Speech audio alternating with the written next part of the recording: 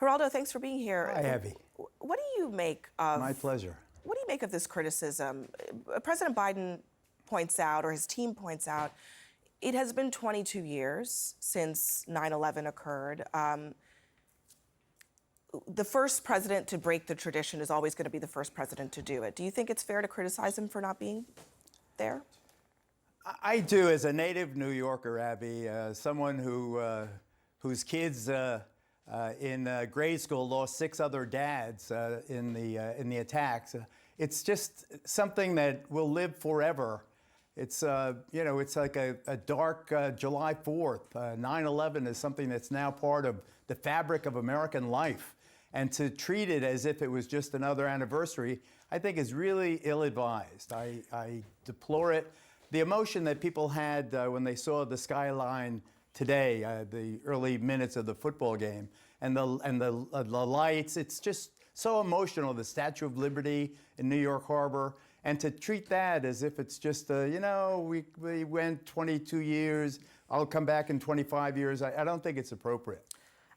And then to be befuddled about whether he was there or not. I think that's pretty alarming. Let me ask you, though, I mean, at what point do you think that this becomes like something like a Pearl Harbor, which is another searing moment in American history, but one that is not marked every single year? Well, I think that you make a good point, and I'm just answering in a very emotional way. Yeah. I was born there, spent most of my life in New York City. I have 3 children and grandchildren in the city or the boroughs. It's just something that everyone that I know remembers precisely where they were, how they responded, what impact it had on their family lives. It's not just another anniversary. It is 9/11. It is something that started the war on terror, that it distorted all of our lives. It changed everyone's life for the worse. It's something that it is branded in the American psyche now. And to go and then to say I was there the next day when he wasn't there, I want to love the guy. I want to root for him. I don't want the criticism that he's lost a step, that he doesn't know what day it is or whatever it is, and walks the wrong way on stages and so forth. I don't want this. He's only 8 months older than I am. I don't want that to define him, and yet he is being ill-served by his staff.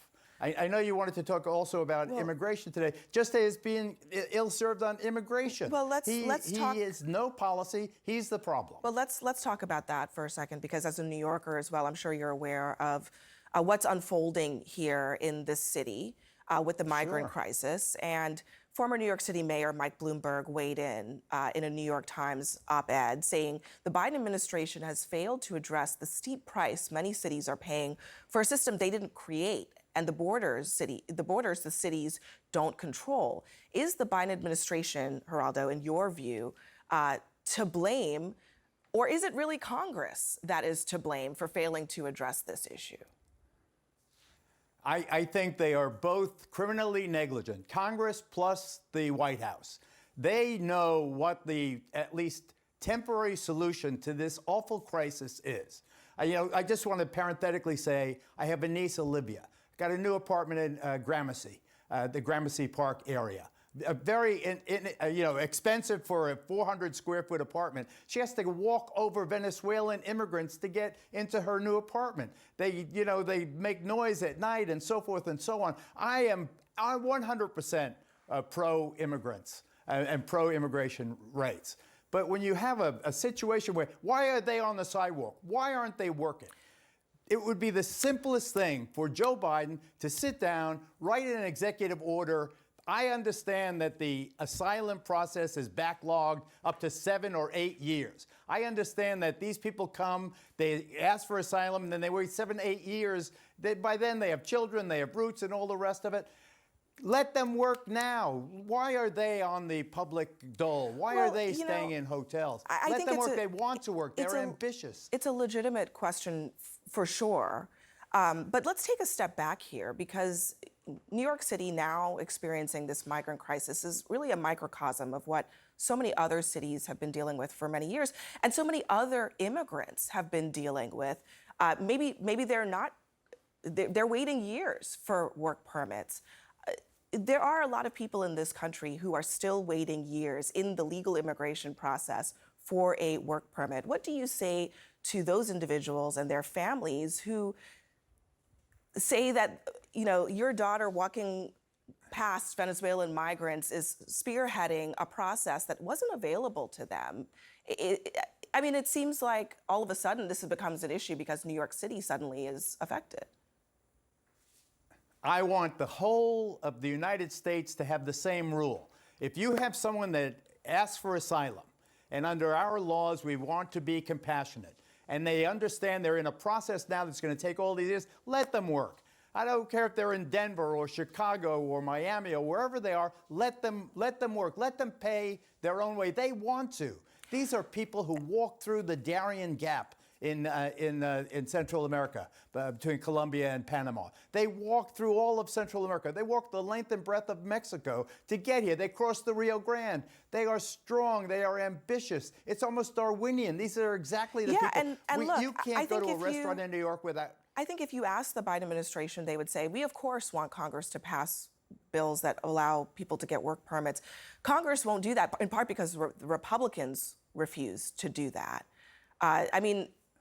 It seems I say a pox on both their houses. I don't care about all of these details. I know for a fact that President Biden could, with an executive order, say, I'm going to fingerprint you, I'm going to take your picture, I'm going to, vet you to the extent I can, but that restaurant with the help wanted sign, you could go to work, you could wash dishes there. Lawn maintenance, fast food restaurants, out of the city, the poultry processing, the meat pack, let them work.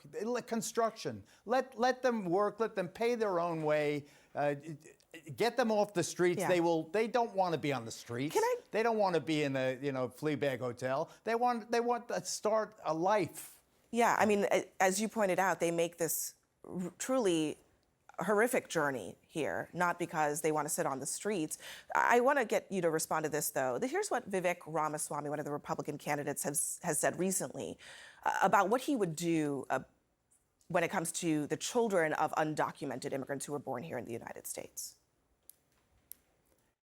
The family unit will be deported. As a family unit, we will never separate families. There are legally contested questions under the 14th Amendment of whether the child of an illegal immigrant is indeed a child who enjoys birthright citizenship or not. As I pointed out too, well, he has not read the 14th Amendment. Well, we have it there up on the screen for folks to see it. They are citizens of the United States, and he himself is a beneficiary of the 14th Amendment. But I think the broader point here is that he's saying this because it gets him purchase in the Republican Party. There is a market for this. Well, there may be, and it may be pragmatic for him, but it makes me want to throw up in my mouth now when I look at this opportunistic, I fill in the blank.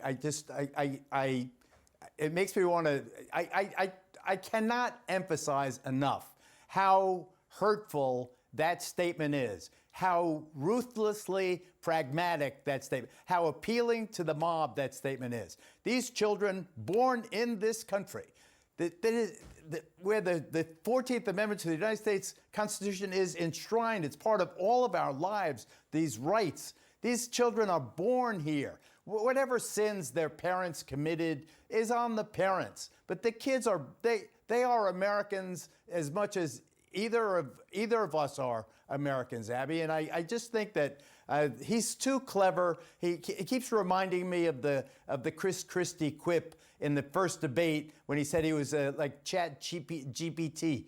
That's what it's so programmed to get that right-wing vote in the case that Trump falters or the second place on the Republican ticket. It's beneath the dignity of people running for public office. It should be, and I really deplore it. The 14th Amendment says that they are citizens. They are citizens unless and until you amend the Constitution, which you can with 3/4 of the states and so forth. And certainly a president cannot do it unilaterally. Geraldo Rivera, thank you so much for joining us tonight. He certainly cannot. Thank you, Abby. Thanks very much.